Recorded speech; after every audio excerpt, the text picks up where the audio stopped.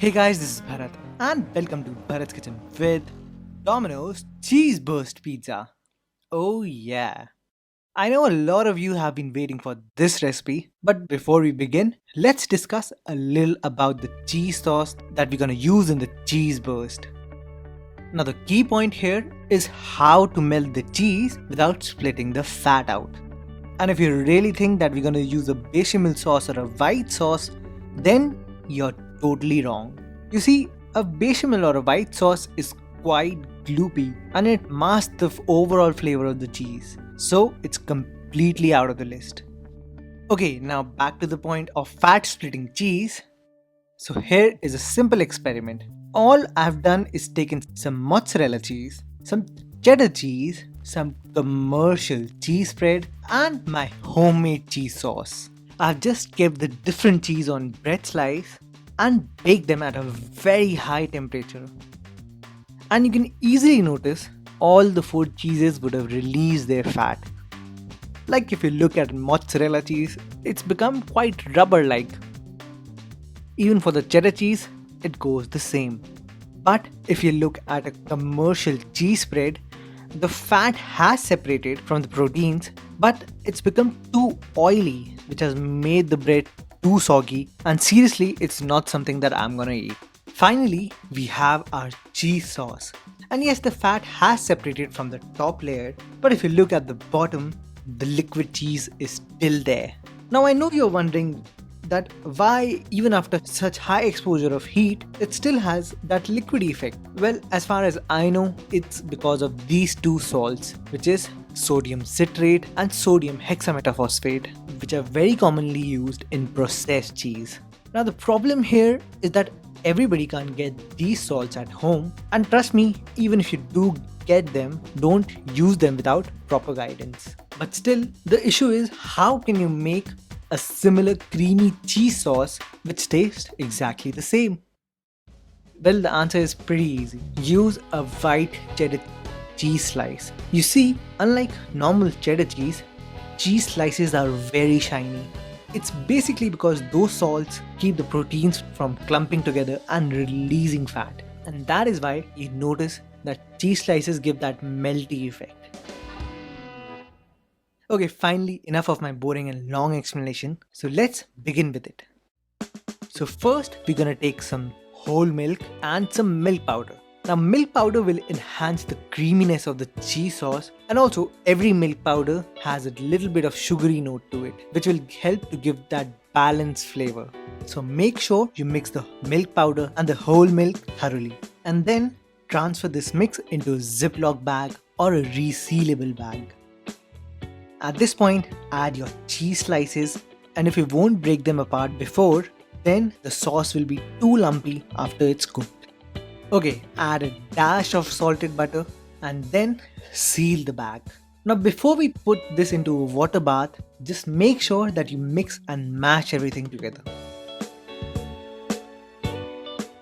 Alright, now since I don't have a sous vide system, and I know most of you also don't have a sous vide system, so I've just taken a big pot of water and I made sure that the temperature of water has reached to 75 degrees centigrade. And even if you don't have a cooking thermometer, you just need to make sure that the water is not boiling. So keep the heat as low as possible.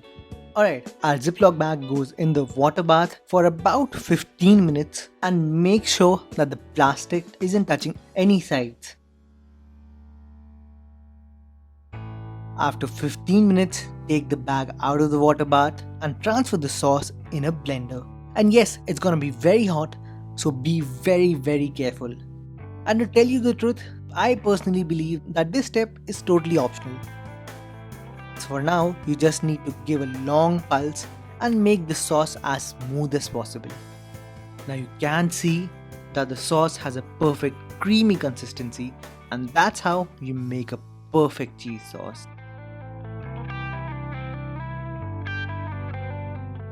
Now the reason why I told you that blending is optional is because of this. I mean, it's gonna be super hard to clean. So remember one thing, that everything's gonna melt anyways. Now commercially, a pizza conveyor oven have a very high temperature. and the conveyor belts are only 5 to 6 inches far from the heat, and that is why their pizza cooks in just 6 to 7 minutes. Now you know why commercial pizza makers give a 30-minute guarantee.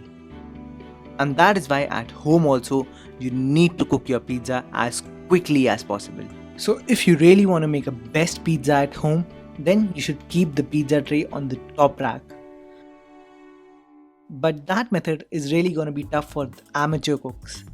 So in this recipe we're going to keep the pizza in the middle rack if you're using an oven, and if you're using a microwave on a convection mode, then remember that heat will come only from the above. So what I've done to tackle this issue is that I've kept a bread tin, then the rack, and finally the pizza tray. And yes, everybody's ovens are different, so there's gonna be a certain amount of trial and error involved. But always remember one thing, that we're gonna preheat the pizza tray, or if you're using a pizza stone, then we're gonna preheat the pizza stone also. And that is why you need a delivering device that can easily transfer the pizza to the pizza tray or the pizza stone in the hot oven. And here comes in a pizza peel. Wait, what? You don't have a pizza peel? Okay, then just don't waste money. You just need a cardboard pizza box, cut the edges, and you have 2 pizza peel.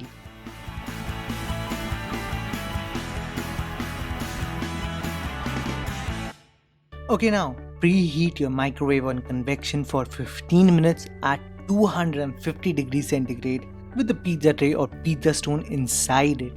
And if you're using an oven, then preheat it at 240 degrees centigrade for 15 minutes with the pizza tray or the pizza pan inside it. And in the meanwhile, we're gonna roll our pizza base.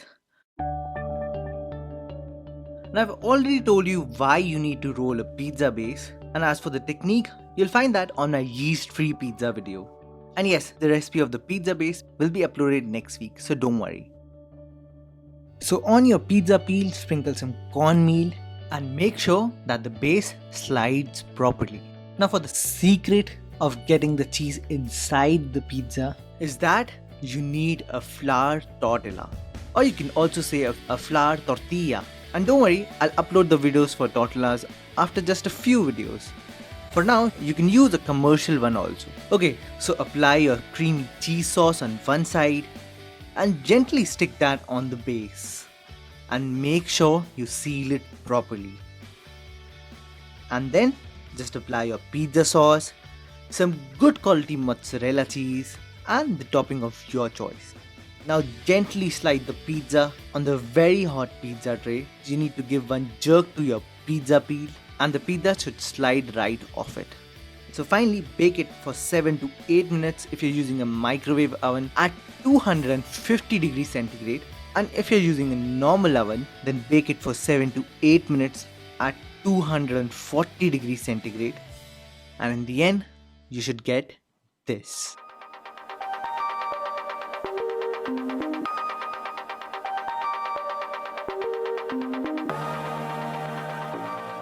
So there you go guys, how to make Domino's cheese burst pizza at home. You'll find all the list of ingredients and the needed links on my website. And if you like this video, do give it a thumbs up. For updates and queries, you can like me on Facebook, follow me on Twitter and Google+. Until then, I'll see you all next time.